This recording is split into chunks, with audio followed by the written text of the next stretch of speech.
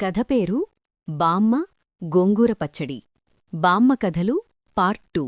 రచన వసుంధరారాణి మునిపల్లిగారు. పల్లెటూరిలో బామ్మ ఇల్లు అంటేనే ఒక ప్రత్యేకమైన ప్రపంచం. చుట్టూ పచ్చని కొబ్బరితోటలు, పాతకాలపు పెంకుటిల్లు, ఆ పక్కనే దొడ్లో బోలెడన్ని చెట్లు. కాని అన్నిటికంటే బామ్మ చేతకి ఒక మంత్రశక్తి ఉంది. అదే ఆమె చేసే గోంగూర పచ్చడి. ఆ రోజు మధ్యాహ్నం బామ్మ ఎర్రటి ఎండుమిర్చి, దోరగా దేయించిన గోంగూర, వెల్లుల్లిపాయలు వేసి రోట్లో పచ్చడి నూరుతుంటే ఆ ఘుమఘుమలు ఊరంతటినీ చుట్టేస్తున్నాయి.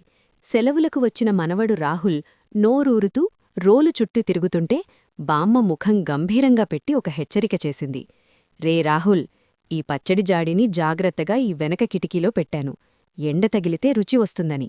కాని గుర్తుంచుకో, సూర్యుడు అస్తమించాక పెరట్లోకి వెళ్లకు.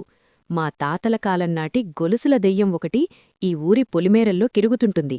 దానికి నా చేతి గోంగూర పచ్చడి అంటే ప్రాణం. అది తినడానికి వస్తుంటుంది. మధ్యలో నువ్వు వెళితే నిన్ను కూడా నమిలేస్తుంది. జాగ్రత్త అని భయపెట్టింది. రాహుల్ నవ్వుతూ, బామ్మ, ఇవన్నీ నువ్వు పచ్చడిని దాచుకోడానికి చెప్పే కథలు. ఈ రోజుల్లో దయ్యాలు పచ్చడి తినడమేంటి అని గేలిచేశాడు. ఆ రోజు రాత్రి వర్షం పడి వెలిసింది. ఇల్లంతా నిశ్శబ్దంగా ఉంది. సరిగ్గా అర్ధరాత్రి 12 గంటలకి రాహుల్ నిద్రమెలకువ వచ్చింది. బయట గాలికి చెట్ల ఆకులు రాసుకుంటున్న శబ్దం వినిపిస్తుంటే మధ్యలో వింతగా ఘల్లు ఘల్లు అని గొలుసుల చప్పుడు రాసాగింది. రాహుల్కి ఒళ్ళు గగురు పొడిచింది. ఏదేంటి, బామ్మ చెప్పినట్టే గొలుసుల చప్పుడు వస్తోంది అని నెమ్మదిగా కిటికీలోంచి పెరట్లోకి చూశాడు. మసక వెలుగులో ఒక తెల్లటి ఆకారం నెమ్మదిగా పచ్చడి ఉన్న కిటికీవైపు అడుగులు వేస్తోంది. ఆ ఆకారం నడుస్తున్నప్పుడల్లా ఆ గొలుసుల చప్పుడు భయంకరంగా వస్తోంది. నిజంగానే దెయ్యం వచ్చేసిందేమో అని భయంతో వణికిపోతూనే ఒక కర్ర పట్టుకుని ధైర్యం తెచ్చుకుని పెరటి తలుపు తీసి బయటకు వెళ్లాడు. మెల్లగా ఆ ఆకారం వెనకనుంచి వెళ్ళి, ఎవరెక్కడా అని గట్టిగా అరిచాడు. ఆ ఆకారం ఒక్కసారిగా ఉలిక్కిపడి వెనక్కి తిరిగింది. తీరా చూస్తే అది బామ్మ. తెల్లటి నూలుచీర కట్టుకుని ఒక చేత్తో పచ్చడి ముద్ద తింటూ ఇంకో చేత్తో నీళ్ల చెంబు పట్టుకుని ఉంది. ఆవిడ నడుస్తున్నప్పుడు చేతికి ఉన్న ఆ పాతకాలపు వెండి కడియాలు ఒకదానికొకటి తగిలి ఘల్లు ఘల్లు అని చప్పుడవుతున్నాయి. బామ్మ, నువ్వా? నన్ను భయపెట్టి చంపేశావు కదా! దెయ్యమని చెప్పి నువ్వే దొంగలా పచ్చడి తింటున్నావా అని రాహుల్ ఊపిరి పీల్చుకున్నాడు. బామ్మ నోటికి అంటిన పచ్చడివి తుడుచుకుంటూ, అది కాదురా కన్నా, పొద్దున్నే మీరు వేడివేడి అన్నంలో ఈ పచ్చడి వేసుకుని అమృతంలా తింటార్కదా, అప్పుడు మీకు పచ్చడి తక్కువైపోతుందేమో అని భయం వేసింది.